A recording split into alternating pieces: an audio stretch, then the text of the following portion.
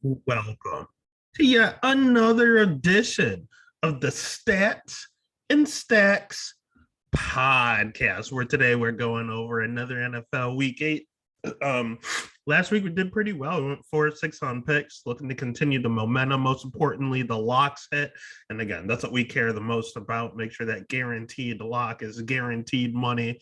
But again, not a ton to go over. We'll move right over into the next NFL week. And I'm just excited as you are. Again, the UFC pod was recorded and already put up on there, so give it a listen, make some money there Saturday, and then come over on Sunday and use some of those winnings and make even more money.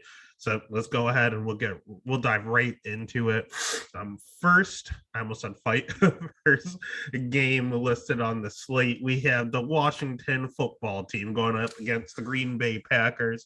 The Packers are -8. That's a lot of points.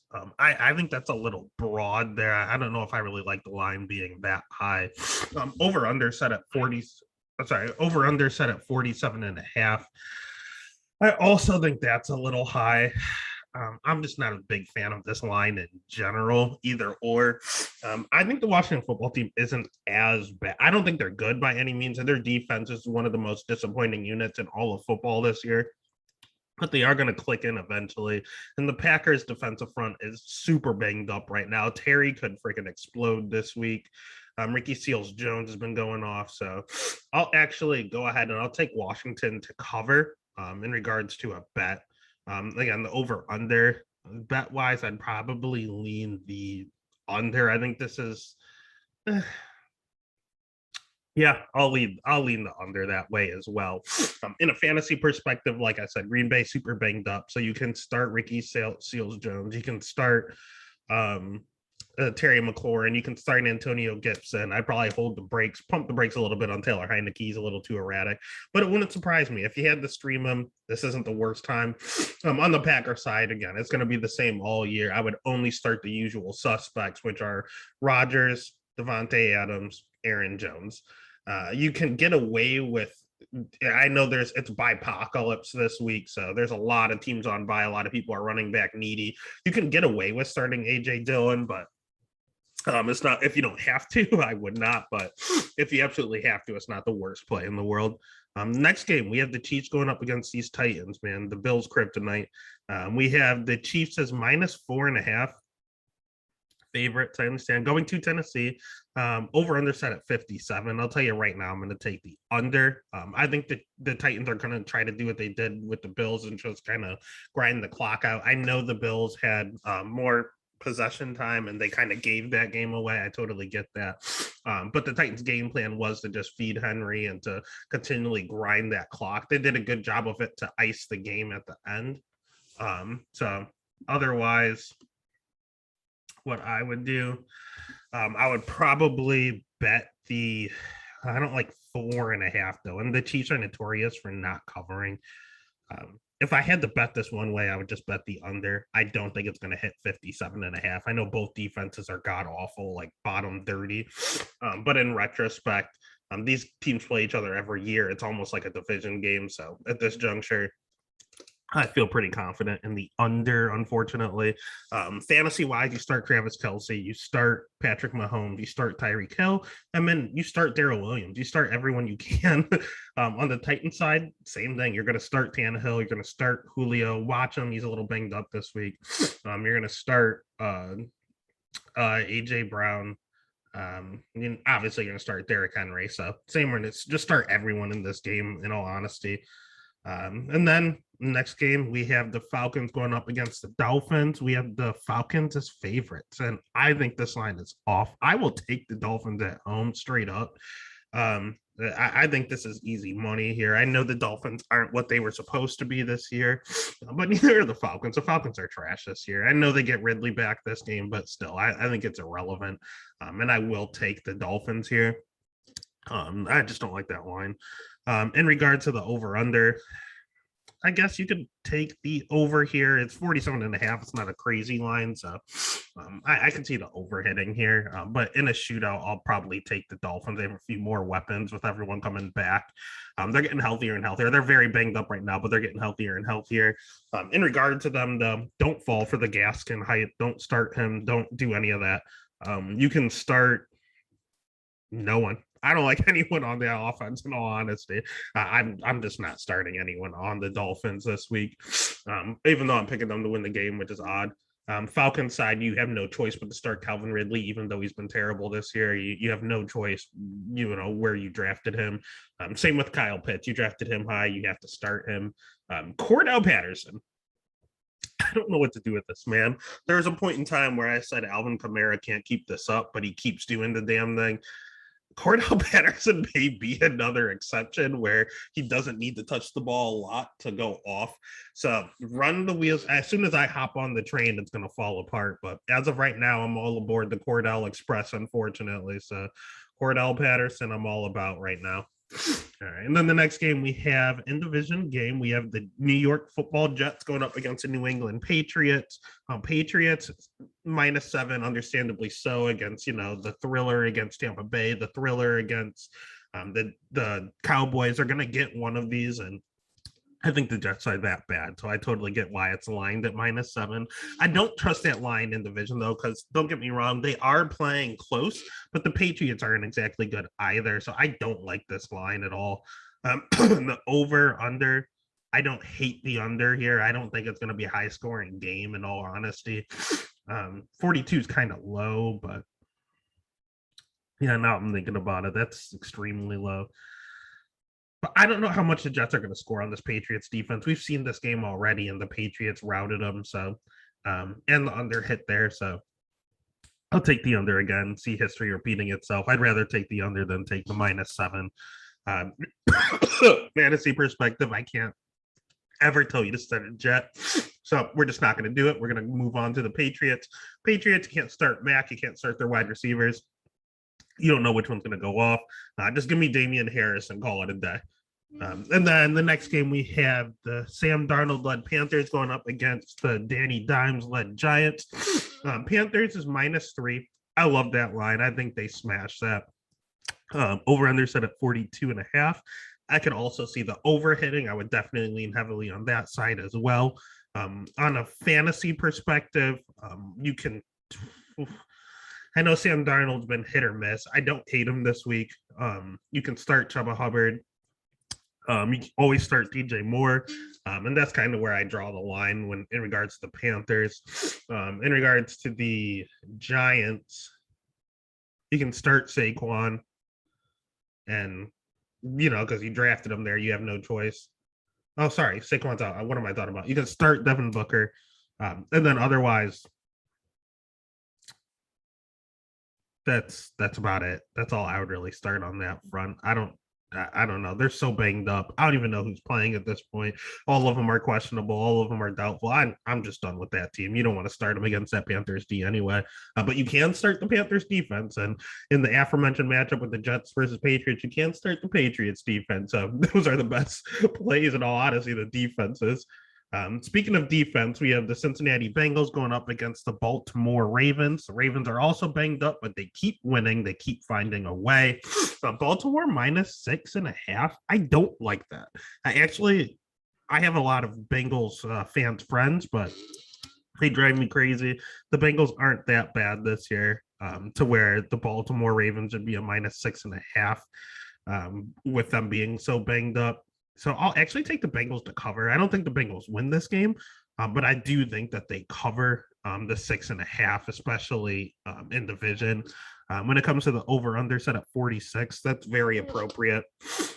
I could see either way, in all honesty. I'll probably just lean the over, and I think this game actually turns into a shootout at some point. That's kind of what I'm feeling. I'm not 100% certain, but I could see it. From fantasy perspective, you're going to start Ja'Marr Chase, you're going to start Joe Burrow, you're going to start Joe Mixon, and the rest is if you have T. Higgins, you may have no choice with to start him. If you have Tyler Boyd, you may have no choice. Like you don't know which one's going to go off. So whichever one you have, I guess you can technically start, but it's not my favorite play. In regard to the Ravens, Marquise Hollywood Brown is going off, so you're going to keep starting him while he's hot. You're going to wait on Rashad Bateman, see how that looks, and you're going to start Lamar and Mark Andrews clearly from where you drafted them as well. All right, then we're looking into the afternoon games. With all of these buys, we're already in the afternoon games. We had the Eagles going up against the Raiders. We have the Raiders as -3 favorites at home. And I think that's appropriate. I think the Raiders are very overrated, but I do think they win this game. The 48.5 over under, that's sketchy with the Eagles. They seem to always struggle in the beginning and then all of a sudden come back at the end. Just a lot of garbage time production. So I'll just take I don't want to mess with that over under. I'll just take the Raiders to cover 3 straight up. When it comes to a fantasy perspective, you're going to start Jalen Hurts. He's the king of garbage time. You can start Devontae Smith against his defense. And I just don't trust the running backs right now with Gainwell and Sanders and whatever's going on there. I want no part of that. Kind of the same thing with the Raider side. You have Drake and Jacobs. I don't like that much. If Jacobs plays this week, you can definitely play him, I guess, but I'm not the biggest fan of their backfield. You're not going to mess around with their wide receiver core. I know Henry Luggs did okay last week, but it's not reliable. He's another like flex option if you absolutely have to.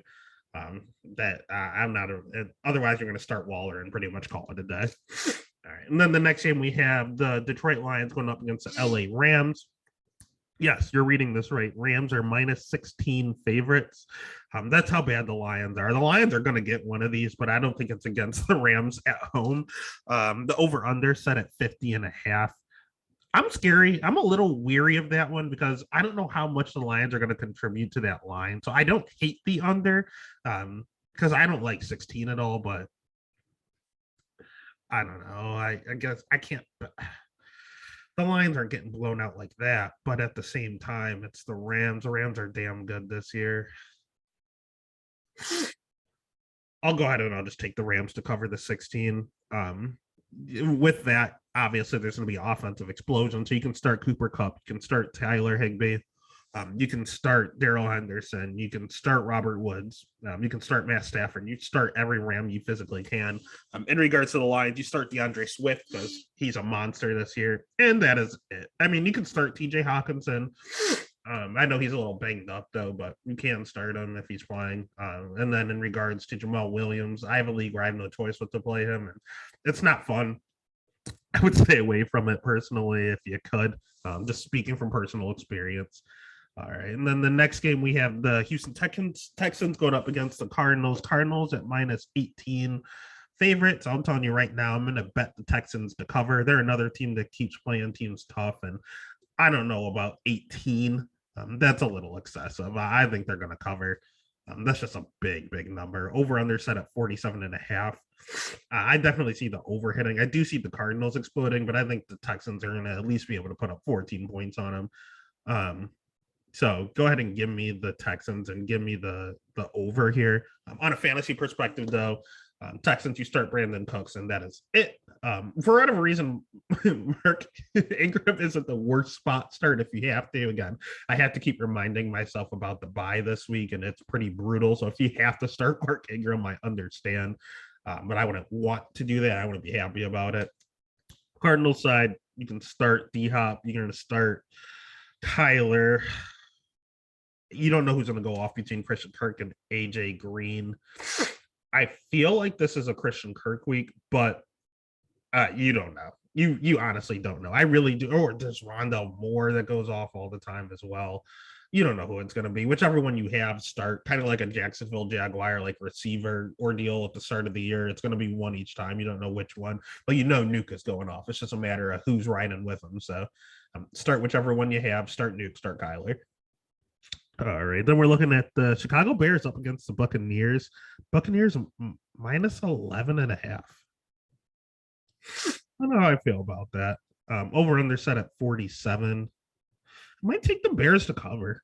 They're not good, but in all honesty, something about this game is screaming that that's a little too high. 11.5 is more than a touchdown and a field goal is just too high for my blood with that Bears defense. On their side, you're going to go ahead and you're going to start Herbert. Because he did look good in all honesty. I don't know what the Damian Williams COVID protocol is. We're still kind of waiting on that.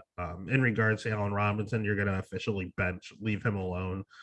Darnell Mooney, this should be a good game for him. In all honesty, the Bucks defense is not good when it comes to their secondary, but their offense, you're going to start a lot of. You're going to go ahead and you're going to start all three receivers. I think all three can have decent games this week, and you're going to start Tom Brady, and you're going to start Lenny Fournette. Lenny is doing the damn thing for whatever reason. So he's a little blast from the past.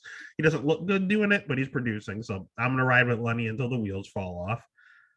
And then the next game, we have two left. We have the Sunday night game. We have the Colts going up against the 49ers. 49ers -4. That's lined appropriately in my eyes.